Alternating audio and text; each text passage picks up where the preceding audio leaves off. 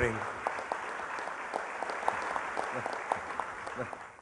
Secretary Enrique Ona, Dr. Ernesto Acosta, Professor Christopher Chen, Dr. Jesus Sison, Dr. Nicasio Salang Jr., Dr. Martin Chudoro, members of the International College of Surgeons, honored guests, ladies and gentlemen, a very pleasant good morning to all of you.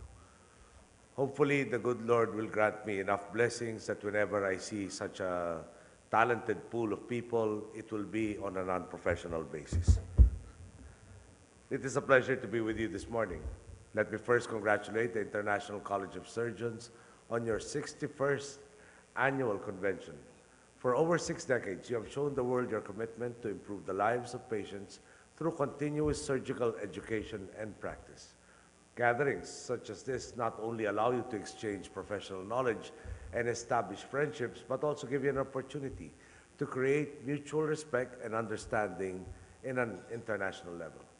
I am very happy that the International College of Surgeons chose Manila as the venue for your 37th World Congress. To our foreign guests, I invite you to take time to visit our historical sites, meet our beautiful people, discover our breathtaking attractions, and be acquainted with the Philippine culture. I am also glad that despite being given only 9 months to prepare for this event, the ICS Philippines section stepped up to the plate to show you not just our well-known hospitality, but our capability to host important international gatherings. From new vaccines for measles and polio to increasingly successful treatments for cancer, from breakthrough surgical techniques such as microsurgery to improved cure for AIDS, the medical world is truly making leaps and bounds. However, in spite of these developments, many of our people have yet to avail of quality surgical care. Other illnesses such as stroke, heart attack, and cancer have likewise driven many of our people to poverty. At present, there is a lack of surgeons in many areas of the country. Public health clinics in rural areas lack not only medical professionals, but also adequate health facilities. Worse, some rural folk refuse to seek treatment due to high costs. This worrisome evidence of poverty in both body and spirit is something we are completely committed to reducing through better access to your services. Our success as a nation is dependent upon our capacity to empower the greater portion of our people, the poor. Those who have less in life need the most protection, especially when it comes to their well-being. To address this need, my administration has committed much of government's resources towards improving our country's education, healthcare, and other social services. In the area of healthcare, there is much more that needs to be done, but here is what we have done so far. We have increased the budget of the Department of Health by 13.6% for next year. Much of that money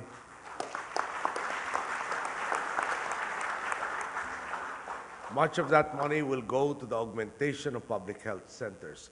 We are also pursuing universal health care, particularly for our poor countrymen, to protect them not only from the undesirable effects on health, but also from the adverse financial implications of diseases, illnesses, and emergencies. We aim to do this by improving the coverage of and benefits of our national health insurance under the PhilHealth. 2 months ago, the government, through the DOH, conducted the National PhilHealth Registration Day and enrolled more than 192,000 poor families. We are expecting to enroll more indigent families in the coming weeks, as we have proposed 3.5 billion pesos in the DOH budget for this purpose. Our aim is to ensure about 4.6 million indigent Filipino families in 3 years or less. The government, through information campaigns, continues to encourage the enrollment of those who can afford and should join the program. DOH estimates that there are an additional 5 million families from the informal sector who are not yet enrolled in PhilHealth.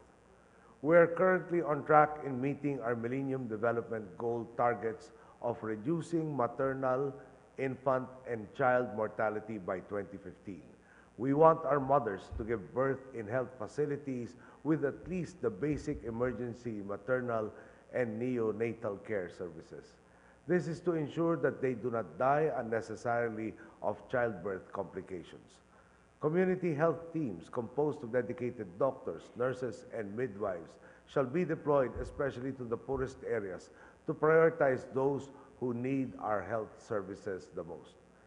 These teams shall actively assist families in addressing and assessing their health needs. The march towards universal health care is not just for the government to undertake. I'm sure you realize how your chosen field requires not only skill, but dedication and genuine compassion. I salute all of you here for choosing this vocation. Surgery is truly a noble endeavor, one that can significantly accelerate the achievement of our desire to provide universal health care to all. I salute ICS for sending qualified teaching surgeons to developing countries for the task of sharing up-to-date surgical advancements and techniques with our local surgeons. May you continue to offer your best surgical practices on treatment and prevention, and remain to be advocates in providing first-class surgery to less fortunate people.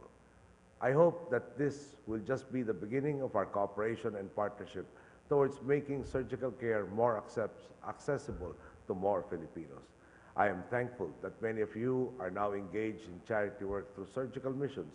I hope it is not too much to ask for a little more of your time for the poor. I also ask you to share with our primary healthcare providers in the countryside your surgical knowledge and skills.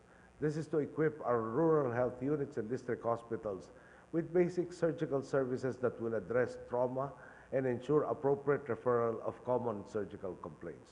We welcome the assistance of our balikbayan surgeons as well as their friends, peers, and fellow doctors from foreign shores who are willing to share their time and expertise. Yesterday, we launched our public-private partnership program called Infrastructure Philippines, which encourages the private sector to become an ally of the government in people empowerment and nation building. Through this, we invite investors to participate in infrastructure projects which would otherwise have been funded alone by the government. This will allow us to free up government funds, which we can channel and allocate to much needed social services, such as the improvement of our health system, as well as in other targeted social safety net programs. Through your medical expertise, we encourage you to inculcate the same spirit of communal responsibility as you improve the lives of those who have immediate medical needs. As you go through your convention discussing the latest surgical breakthroughs, may you always be reminded that the hopes and dreams of thousands of patients rests on your shoulders.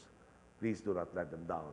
Hand in hand, let us make health services more accessible to more Filipinos, especially those in the far-flung areas. I am confident that through this convention, your desire to be globally competitive will be translated into appropriate surgical care and improved health outcomes. Thank you and good day.